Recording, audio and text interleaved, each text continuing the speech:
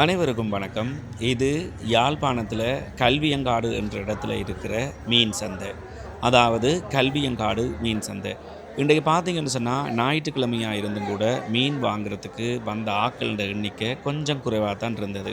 அதுக்கு காரணம் மீன்களோட விலை. எல்லா வகையான மீன்கள் இருந்தும் கூட இன்றைக்கு பெருசா க்ரவுட் இருக்க இல்ல. அதத்தான் நான் ஏற்கனவே சொல்லியிருந்தேன் நான். மீன்களோட விலை கூடுதலா இருந்தது. இந்த மீன்களோட விலை கூடுறதுக்கு காரணம் பெட்ரோலோட விலை.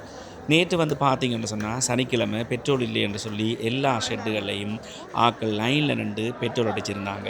அதனால இன்றைக்கு பெட்ரோல் விலை கூடுனபடியா, பெட்ரோல் விலை கூடையில பெட்ரோல் தட்டுப்பாடுன்னு நினைச்சு மீனுண்ட விலை தானாவே கூடியிருக்குது.